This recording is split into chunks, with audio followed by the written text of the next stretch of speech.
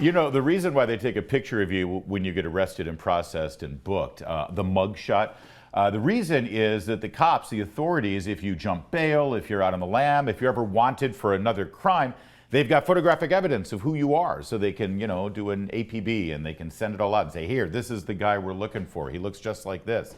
So now it makes perfect sense why they wanted a picture of Donald Trump, because, you know, he's literally the most recognizable person on planet Earth.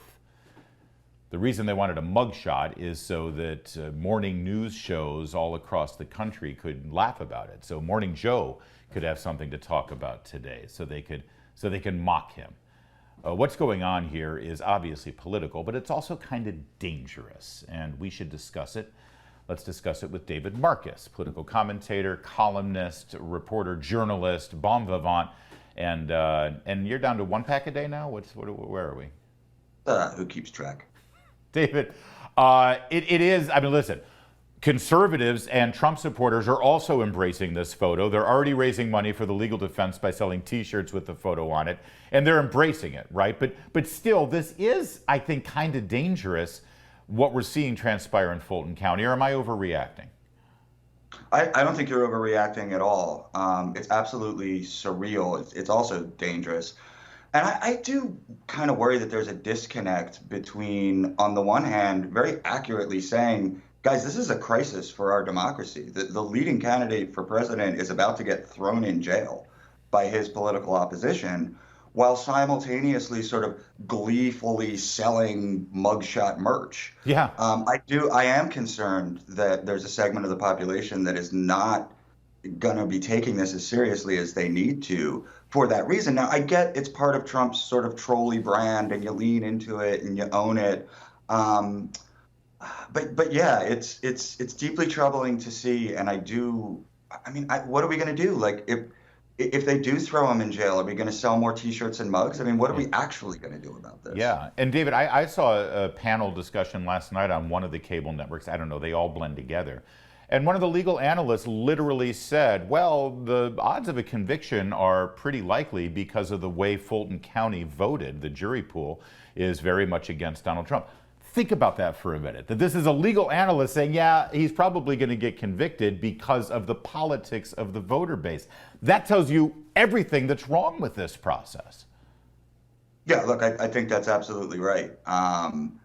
And I do think it seems very likely that he's going to be convicted. And, you know, I have a pretty big imagination, Larry. I spend an awful lot of time thinking about what might happen, what could happen, what needs to happen for something to happen. I have no idea what that looks like. I honestly don't. Yeah. I mean, it is so far removed from the normal experience of American political life that I really struggle to picture it. You know, one of the reasons why I enjoy your writing, your columns, as well as your social media imprint, is because oftentimes you say exactly what I'm thinking. I think that's a real gift for a writer. You mused on social media about something that I've been feeling this week as we saw mugshots of Rudy Giuliani and Sidney Powell and Jenna Ellis and Mark Meadows. These individuals who are not only part of the political conversation 4 years ago in this country, but also, I mean, I interviewed every single one of those people I've interviewed, and they've been, you know, I don't want to call them friends, but they're certainly professional acquaintances.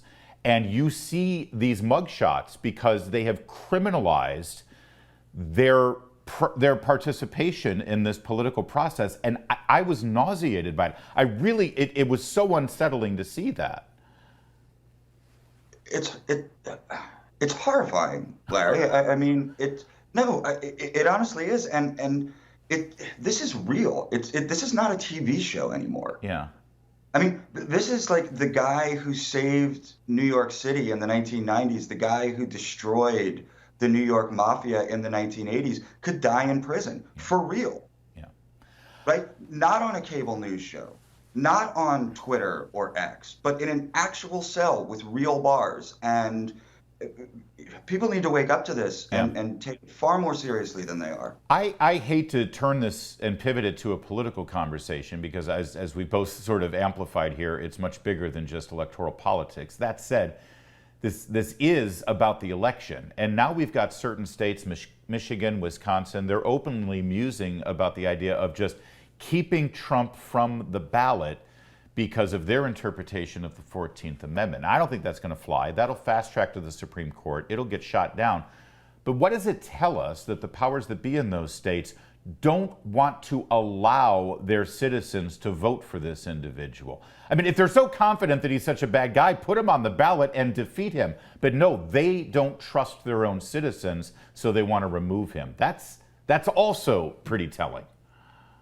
Yeah, I mean, what it shows is that they don't really care very much about democracy one way or the other. And in terms of the election, though, it's going to be very interesting to watch the next month or two.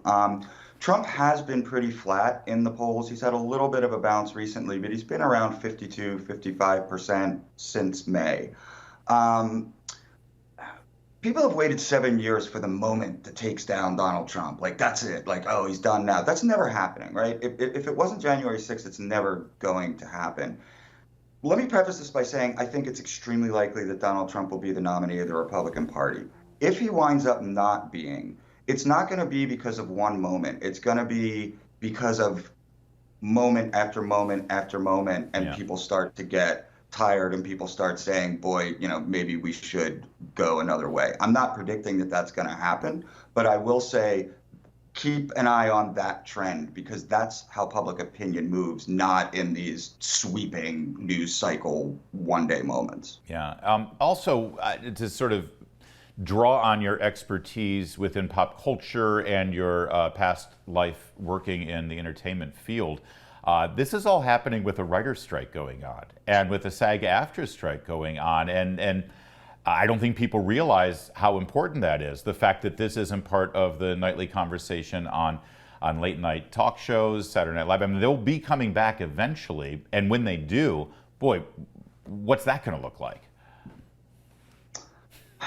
I don't know. I mean, it's, to some extent that operates as counter programming, but, I'll go a step further in regard to that part of what you have with like the writer's strike and just with the I don't know, the failure of our entertainment industry to really grab the zeitgeist of the country. I mean, there's time, Rich Man North of Richmond certainly did. It happens, but by and large, it's not happening. Yeah. It leaves people in a place where all they have is politics, where all they have is a political and ideological identity. That's a great point. And that's not a recipe for a healthy society. Yeah.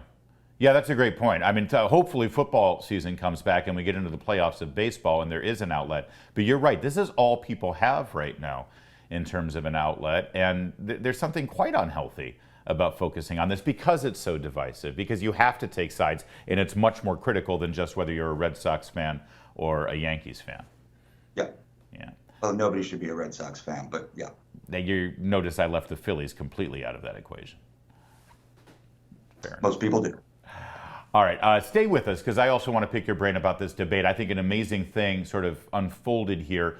I was in the room, and the mood of the room was very different than the mood of the television viewers, and very different than the reaction on social media. It's like we got three different worlds at play here with that debate, but we're having some really good data coming in telling us exactly who did advance their campaign, and it's surprising a lot of people. We're going to get into that analysis and a little bit more about the Republican primary process with David Marcus in just a moment. Keep it here. It's O'Connor Tonight. As you know, I was in Milwaukee at the Republican debate this Wednesday, and it was strange. As I was leaving and I was talking to people and I was getting a feel, and if you asked me, who had the best night, who really exceeded expectations, my initial, as I'm leaving the debate hall, my feeling was Nikki Haley and, believe it or not, Mike Pence.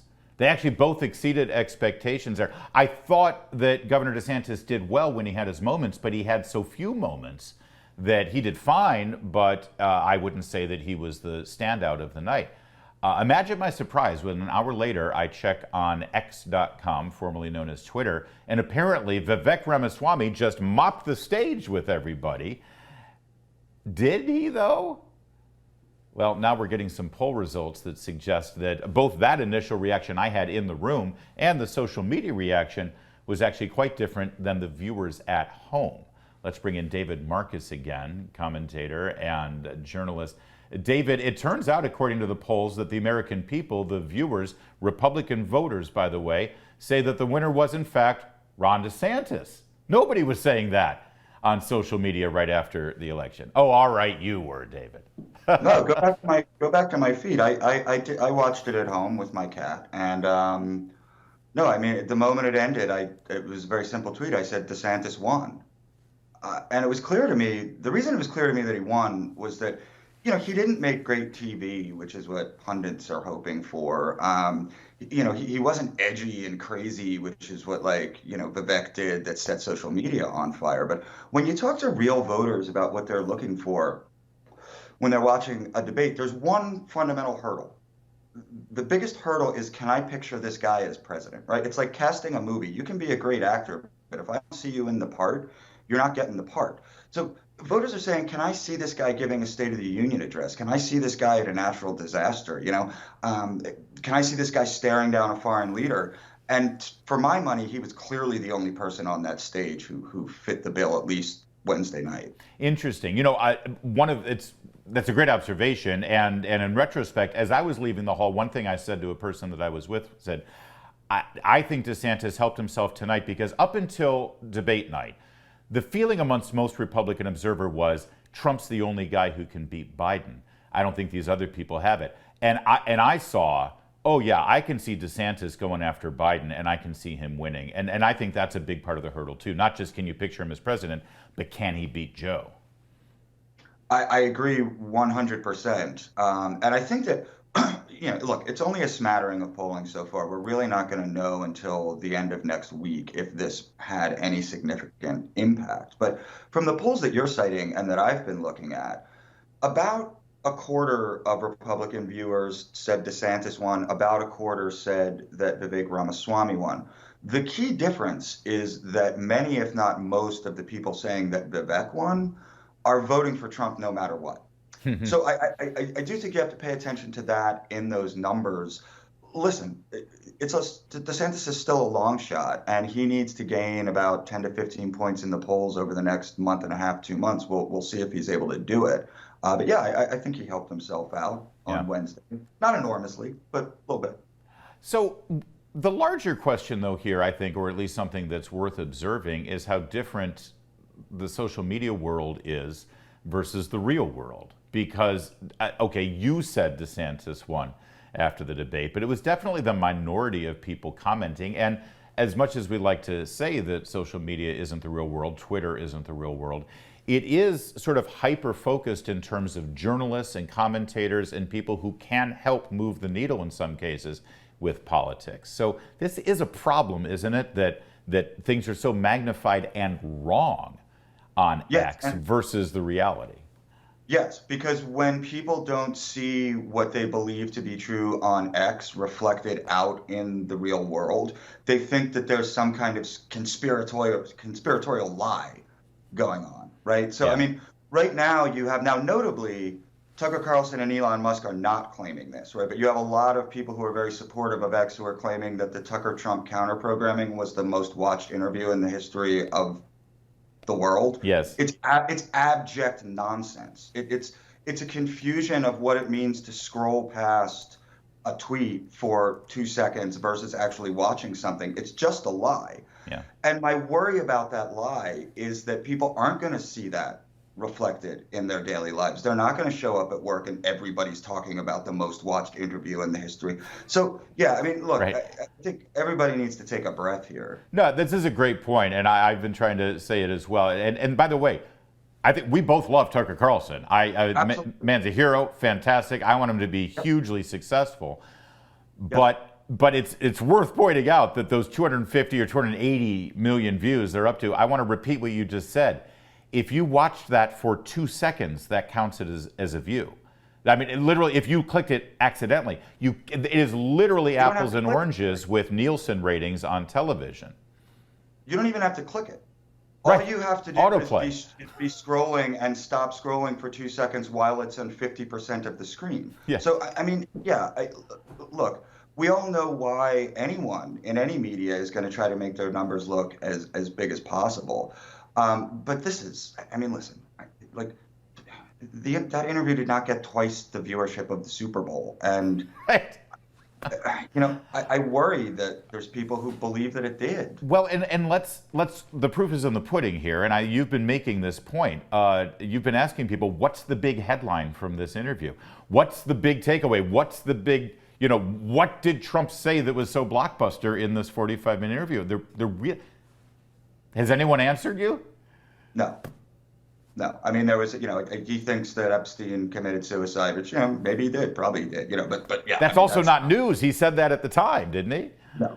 Yeah, I mean, listen, journalism is so distrusted now that I would really like to be able to sit here and say, listen, I write for traditional legacy media. I appear on traditional legacy media. That's who you should trust. I'm not in a position to do that. And that's not in regard to any of the people that I write for. I'm just talking about the industry as a whole. Yeah. Its reputation has been so utterly damaged that I understand why people are believing things that aren't true that they see on X. But the answer isn't to find a platform where the right can, lie with as much impunity as the left does. The answer is to find a way for all of us to stop lying.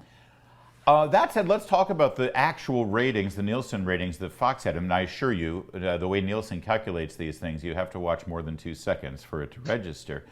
The estimates show that it was 13 million viewers, and the projections going in was way lower than that. The conventional wisdom was this is going to be a ratings bust because Trump isn't on the stage. And it was 13 million. That's a good number. Fox is happy right now. What does this tell you? It's not just Fox who's happy. I mean, everybody on that stage is happy. And I think it maybe will send a message to Donald Trump and his campaign, especially if they don't see some mega bounce off of the mugshot or whatever. We're about a month away from the next debate. So it's going to be very interesting to see, given these numbers, right? I mean, Trump world, whether they believed it or not, they were claiming, oh, nobody's going to watch this. Why would we even go? Is Donald Trump really going to turn down 13 million eyeballs on live TV? We'll see. Well, he said that he's not going to do any of the debates. Do you think that's going to? I spoke to Hogan Gidley, former spokesman. He doesn't work for the Trump campaign anymore, but he's definitely supporting the former president earlier this week. And he said, when it gets down to maybe 2 or 3, then he'll start debating. Maybe. I honestly don't know.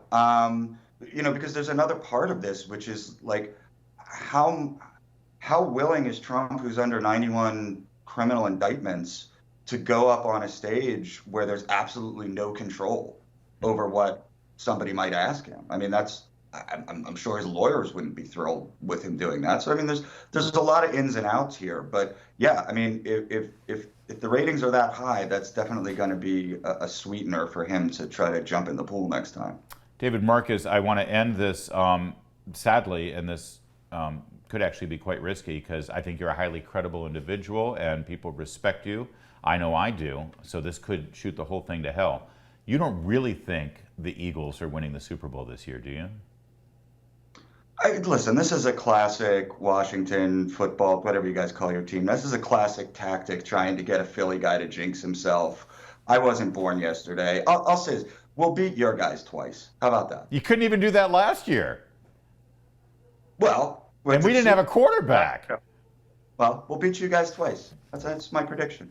David Marcus, delusional football fan from Philadelphia. Thanks for joining us. There's more to come on O'Connor Tonight. During last night's program, we covered live for you the scene down in Fulton County, Georgia, where President Trump turned himself in, got processed, and yes, we now have the mugshot. You'll be seeing that a lot for the rest of your lives. He also talked to reporters right after that entire process. Take a look. Thank you very much for being here. I really believe this is a very sad day for America. This should never happen. If you challenge an election, you should be able to challenge an election. I thought the election was a rigged election, a stolen election, and I should have every right to do that. As you know, you have many people that you've been watching over the years do the same thing, whether it's Hillary Clinton or Stacey Abrams or many others.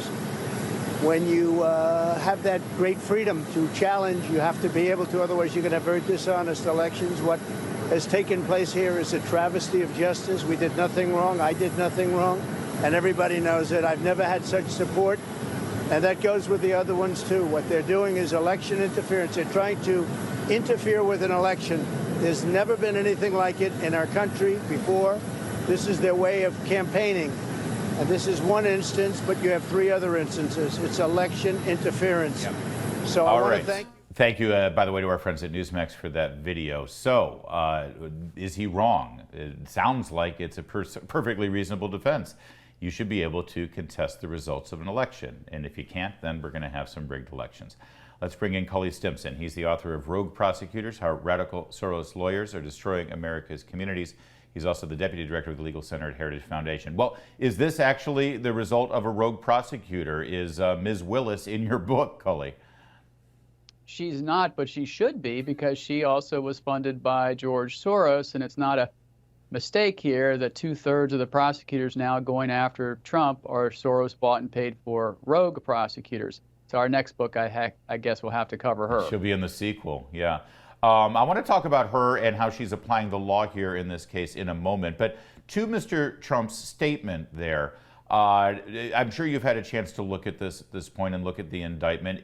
Does it really just boil down to criminalizing contesting an election, or is there more to this than that? So the state RICO statute, Larry, is different than the federal RICO statute in that it's a little broader and looser.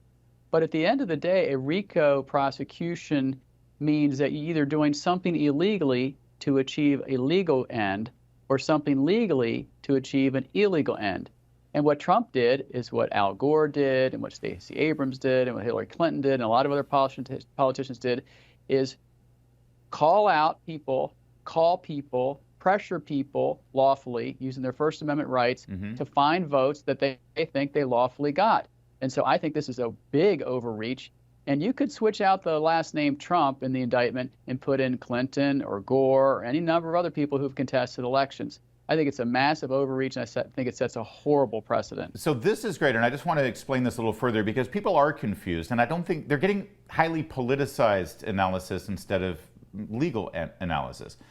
They look at a tweet from Donald Trump saying that he's watching a hearing on television about what happened in Georgia. And that is cited as one of the acts contributing to this RICO conspiracy.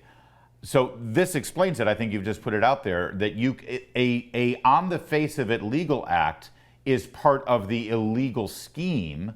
That's how they cited that thing, because the premise is asking to overturn the election was the overall illegal scheme. Is that right? Right.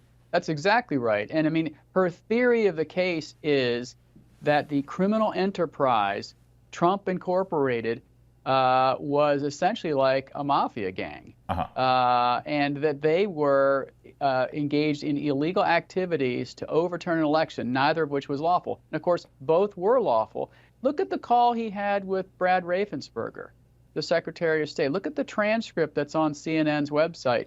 Point to one thing where he says, I order you, I demand from you, Brad, that you do this for me. He's saying, I think. Cleta Mitchell, one of the co-conspirators in this case, his counsel, says, actually, Mr. President, that's not true. No, that's not true. Raffensperger said, no, that's not true. So that call alone exonerates him on that charge if you read the transcript. Right. But that explains also why the lawyers have gotten caught up in this, because, of course, they're giving perfectly legal advice, but because the DA thinks that that's contributing to the larger illegal enterprise, then that legal advice is now considered criminal. Right, and remember under RICO, Larry, if you think of a wheel with spokes, anyone on any one of those spokes who has any connection to any other person is caught up in the RICO. So poor Mark Meadows, who was the chief of staff, who was just chief of staffing, attending meetings, he's brought into this simply because he attended a meeting. So he's trying to remove his case to federal court, and that's why Jim Jordan has sent a letter to Fani Willis saying, look, there are sincere, serious federal issues here, and we're going to conduct appropriate oversight of your broad-ranging indictment. So, Cully, not to give Ms. Willis any ideas here, but at the time I was a commentator, I wrote columns saying that I think there was something wrong with the way this transpired. I gave commentary on the air about it. I interviewed Ms. Ellis, Mr. Giuliani, and Ms. Powell about this. Could she have brought me in? Could she have indicted me for contributing to the conspiracy? well, as your counsel in spirit, I think you should stop interviewing those people, Larry.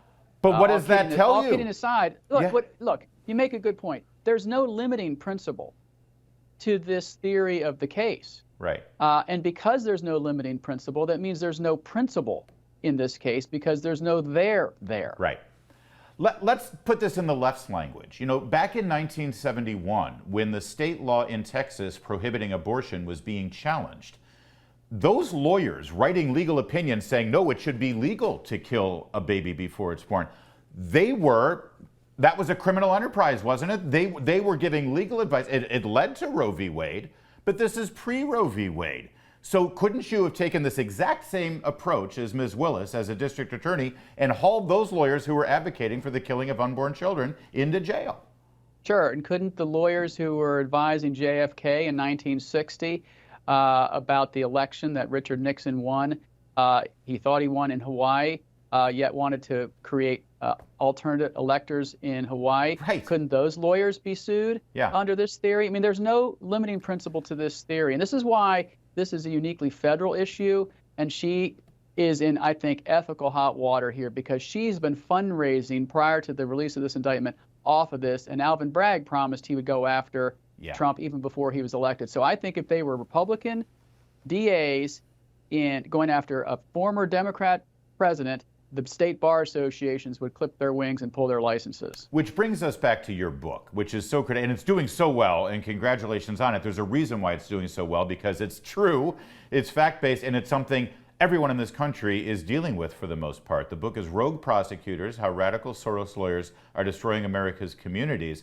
This is just another example of this. It goes well beyond injecting some warped idea of criminal justice reform into your actions by ignoring the law and letting criminals go free. You're also highly politicizing now the basic act of being a prosecutor and finding crime that doesn't exist.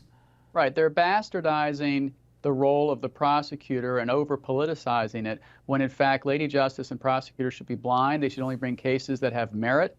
And prosecution is a solemn and important duty. I've done it. I've done defense. I've done judging. The job is not to get convictions. It's to do justice. But it's also to enforce the law as written. And she's engaged in a very creative indictment here that, again, has no limiting principle. And, again, she's a Soros bought and paid for person, so you know what you're going to get. And yet, as we've seen in other jurisdictions, because she's on the correct side of politics in that area, in Fulton County, the voters are not going to hold her accountable. This is making her popular, the fact that she's doing this, even though it's an abuse. Well, for now, we'll see. But remember, Chesa Boudin, who was the darling of the left, because of his pro-criminal anti-victim policies, the Democratic voters in San Francisco ultimately recalled him. The same happened in Baltimore with Marilyn Mosby. The Democratic voters there booted her. She didn't win her primary. Rachel Rollins up in Boston resigned in disgrace after her ethical lapses. And so these people's Achilles heel is their moral relativity and their lack of a moral compass. And so this may ultimately end in her demise. And maybe their hubris, thinking that they're untouchable. All right, we'll leave it there. Exactly. Coley Stimson, Heritage Foundation, great stuff. And again, congratulations on the book. It's called Rogue Prosecutors, and we got a lot of them out there. There's more to come on O'Connor tonight. Keep it here on Salem News Channel. You'll remember in March of 2011, there was a nuclear power plant accident in Fukushima, Japan, that was associated with the devastating tsunami that hit that island. And now here we are 12 years later, and it's been announced that radiated water that was used to cool down the core of that plant is now going to be released into the Pacific Ocean. Radioactive water released to the Pacific Ocean in Japan. Insert your Godzilla joke here. This literally feels like the storyline. So is this safe? And people are protesting in Japan. Do they have a right to protest? Do they have a right to be concerned about their food supply? Let's face it, Japan is an island nation and they're known for eating quite a bit of fish. Will this actually be poisonous for them, as the demonstrators in the streets are saying? Usually those demonstrators in the streets aren't accurate. Let's bring in Jack Spencer, Senior Research Fellow for Energy Policy at Heritage Foundation. You know a thing or two about this nuclear stuff, Jack, so thanks for joining us. Well, my pleasure. First of all, this isn't exactly the storyline of Godzilla. In fact, I think Godzilla was created after nuclear bomb testing. Is that right? I'm not a Godzilla expert, I have to admit. I asked for a Godzilla expert. Well, I can play one. Well, you are nuclear. So first of all, where did this water come from? Is this pretty normal for the operations of a nuclear power plant to have water coming in? And then what happened was, because of this accident, the water was then part of the contamination process. Talk us through this. Yeah, well, producing water with tritium in it is a normal process. Having this amount of it is more abnormal. But the process they're going through, look, I'm the first to admit it's not a good look. Like, you never want your headline to be, we're releasing a bunch of radiated water into the ocean. But the fact of the matter is, the tritium is naturally occurring. The water you drank this morning has tritium in it. It's all around us. Mm-hmm. Radiation is all around us. The bigger story here is, I think, it's an ongoing lack of understanding around nuclear energy and what the threats are. And like I said, it's not a good look, but it's also not a public health or safety hazard. Why is it oftentimes, at least in the Western world, it seems, and correct me if I'm wrong, more often than not, these nuclear plants are often near a very large body of water here? Obviously, right off the Pacific Ocean. I know that they're in California. Most of those nuclear plants seem to be right on the Pacific coast. 3 Mile Island, of course, is right on, it's an island, it's right in the water. Why is that? Is the water part of the cooling process for the core? Yeah, it's a really important part of the cooling process. That's how the core, the core gets very hot, and you have a continuous looping of water, not through the core. Well, the water that cools down what heats up doesn't come into contact with the radioactive water, so you're always sucking in clean water. That's you're using that to cool down the reactor, and it gets dissipated out. That's not radioactive. That's not really what we're talking about here, but that's why nuclear power plants generally, not exclusively, but generally are near large bodies of water, because they require so much of it to cool the reactors, to operate the reactors. All right. And the amount of radiation here in this water that's being released, you're telling me it's negligible? I mean, but is that because it's been dissipated for so long? Yeah. Well, it's because they've put it through an enormous amount of processes to take out all of the dangerous stuff, and then they're diluting it even further. So there are international standards both for the sorts of water that gets that gets released like this, but also for drinking water. In both cases, what Japan is doing is falling well below, or what Japan is doing is far cleaner than what the standards dictate. Okay. So by all accounts, and they're being transparent. And look, I get it. There have been lots of things that have happened in recent years that make us sort of distrustful of institutions sometimes. But I think what we're seeing here is transparency from Japan. This is a process that's well known. It's an element that's well understood. And though I get that the headline is scary, the truth is, if this stuff was dangerous, we would have, as a society, felt the effects of it well before now. Yeah. And that's the reality. I would say that there are far greater environmental issues to be concerned about, far greater economic issues. What this allows Japan to do is finally finish the cleanup, the decommissioning of these reactors, and move forward. Well, and it seems ironically, Jack, that the distrust of the government with regard to this kind of operation, it stems from what happened at Chernobyl. But that was a government that deserved to be mistrusted. I mean, that was more a government disaster of incompetence and bureaucracy than it was a nuclear disaster, right? It was specifically a government disaster, specifically a communist government disaster. What you had there was a situation that, first of all, the Chernobyl reactor is a totally different type of reactor, completely different beast altogether. Mm-hmm. You had the Soviet military taking over operations of it, running tests that they didn't understand, and not knowing how to respond whenever things started to go awry. Then you had the government lying about what was happening, and sending people in there to fix things without anyone knowing what was going on. That is more a function of closed communist societies than it is of nuclear power. We need to understand that.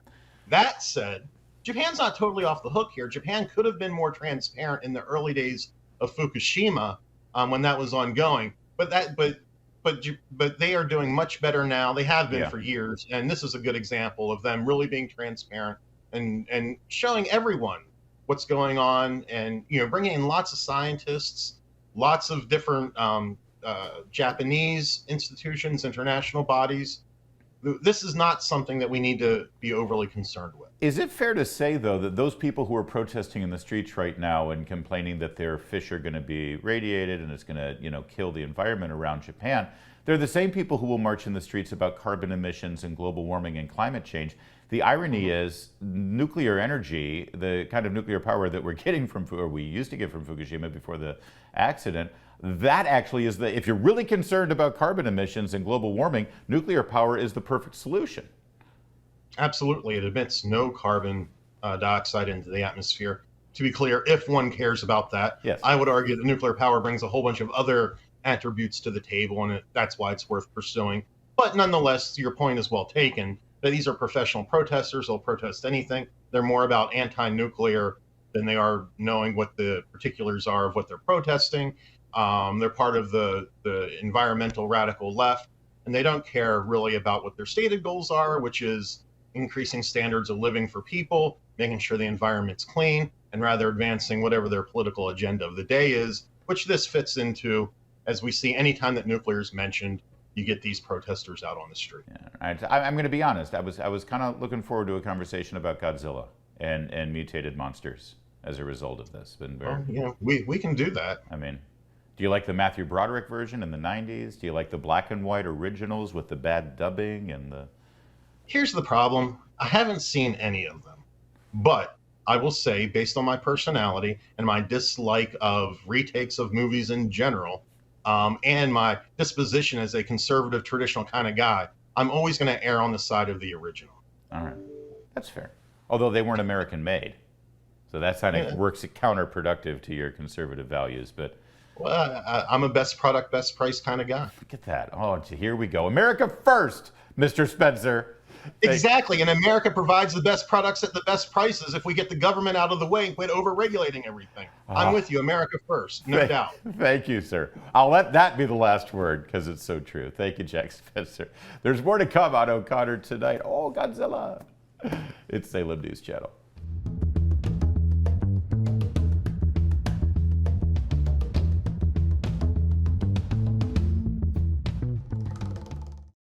And finally tonight, the world's most popular card game is having a bit of a language problem.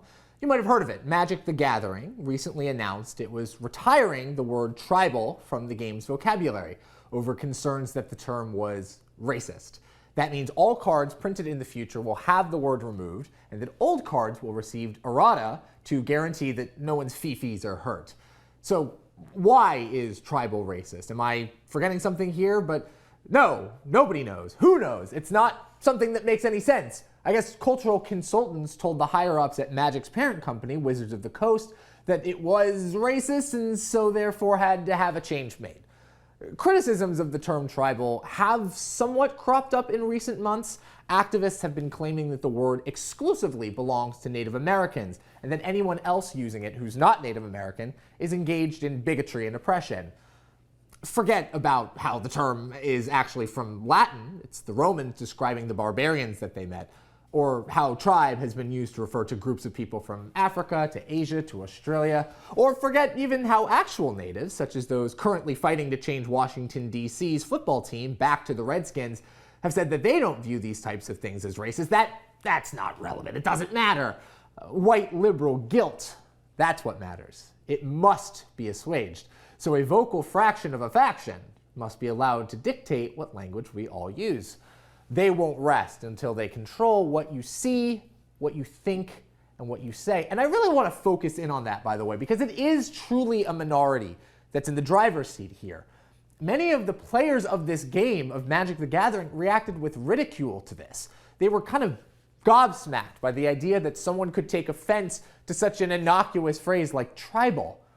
But leftists define what is and what isn't offensive by standards that are way too opaque for you and I to understand.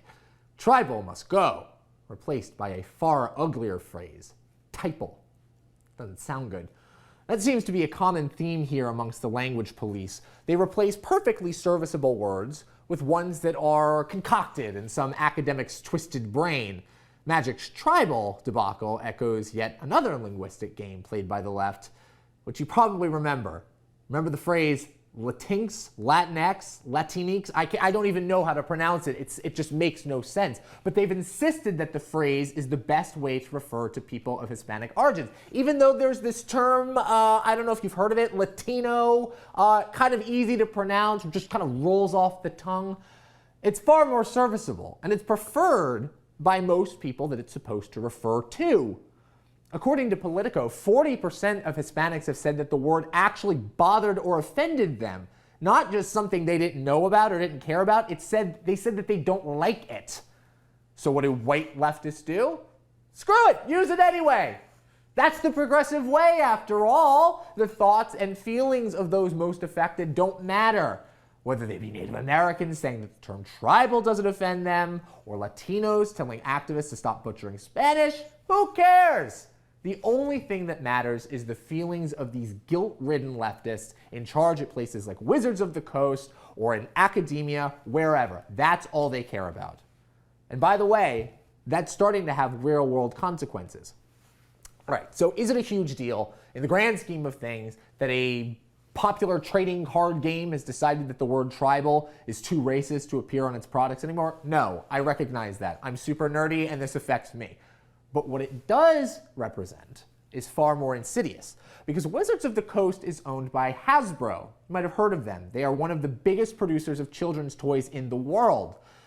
And Wizards of the Coast happens to be Hasbro's biggest cash cow, making over $1.3 billion in revenue in 2021.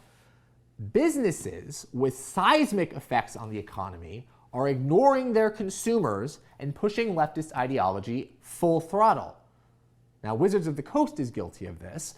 The company is endorsing a tournament that explicitly excludes white men, alongside butchering its other blockbuster property, Dungeons & Dragons, in the name of Black Lives Matter. These are things that matter because companies that make the products that you enjoy or the products that your kids enjoy, they're deciding that ideology is trumping good, clean fun.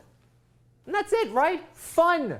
Culture is supposed to be fun, at least in this particular arena. Why does Dungeons & Dragons have to talk about Black Lives Matter? Why am I playing my card game and wondering about the plight of the American Indian?